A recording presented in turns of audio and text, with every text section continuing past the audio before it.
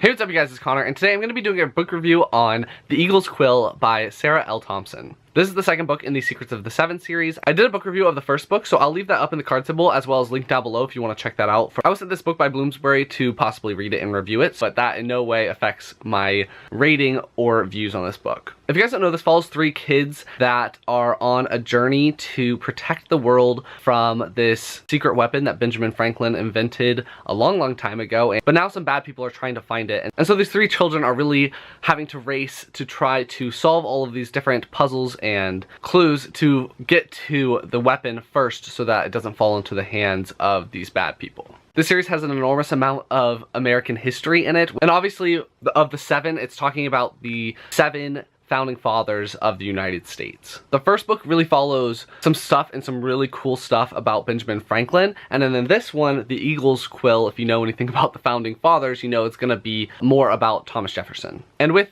this series, I do really recommend this series for people that are wanting to get their kids into American history or anything like that. This has a lot of obscure facts about the founding fathers. So as usual with my book reviews, I'm going to go through my pros, go through my cons, give you my rating, and be done. My first pro for this book is that I just love the amount of history as well as the obscure facts about the founding fathers. I find them very interesting. And I also like that with this series, and it being about the seven founding fathers and learning about the seven founding fathers of the US, it doesn't portray the founding fathers as these saints. They were flawed people and they had problems, and so it doesn't portray them in a light that makes them seem perfect. This book, because it is more focused on Thomas Jefferson, has some stuff about how Thomas Jefferson owned a lot of slaves and how that is not a good thing, and I really liked how it was addressed and it wasn't skipped over and only the good facts were given. I liked that Sarah Thomson went into the less pleasant side of some of these founders. And with them diving into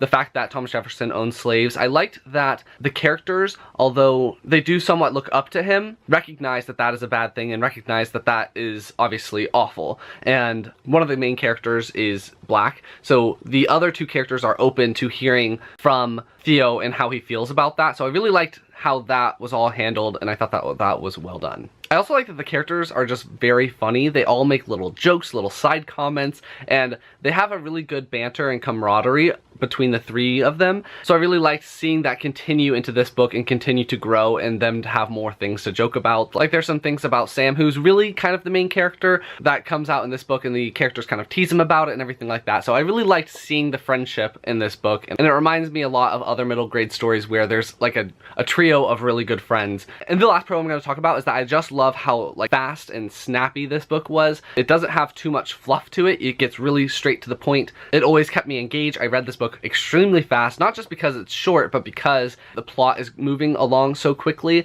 and I just was very engaged. Now I'm going to talk about some of my cons. My battery is about to die. But my first con is going to be that I just didn't care about Thomas Jefferson as much as I did about Benjamin Franklin. Benjamin Franklin was a very interesting person. Thomas Jefferson didn't have as much going on, like non-known facts. I really liked the first one because I learned a lot, and all of the facts about Thomas Jefferson are accurate in this as well, but they weren't as cool, I didn't think, as the first book. So I was hoping that Thomas Jefferson was going to have some really cool backstory things, but he didn't really. Another thing would be that the challenges that the children face are not really all that planned. Like the people that set the challenges didn't account for a lot of these accidental things that happened to them on their journey, so it didn't seem like it was really their intention. It just ended up happening, so that was kind of weird. And then my last con for it is going to be that one of my tropes that I don't like is that when adults are just incompetent. It seems like a lot of middle grade characters end up on their own because the adults just, you know, can't get their crap together or whatever. So I just wish that in this book that the adults in these children's lives would be a bit more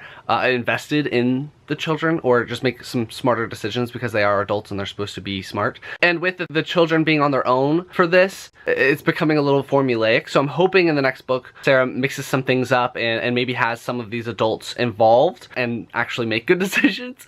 And hopefully the pattern of how this went maybe mixes up just a little bit. I know it's meant for like 8 and 9 year olds, so you know, keeping it somewhat similar is a pro in that respect, but just as a general reader I would like to see maybe some different things happen. If you liked the structure of the first book, you're definitely going to like this one as well. So overall, I did really enjoy it. I ended up giving this book 3 stars. I didn't think it was as strong as the first one, which I rated 4 stars. I love the series. I love the concept. I love all the history and everything like that, so I will probably be continuing when the third one comes out. But as I had a couple of more cons in this one, I ended up giving it 3 stars. I do recommend it though. So that's going to be my review on The Eagle's Quill by Sarah L. Thomson. If you liked it, please give it a big thumbs up and comment down below some interesting facts about history that you know, about American history that you know, or anything else you want me to know. Leave it down below, and I will talk to you guys next time.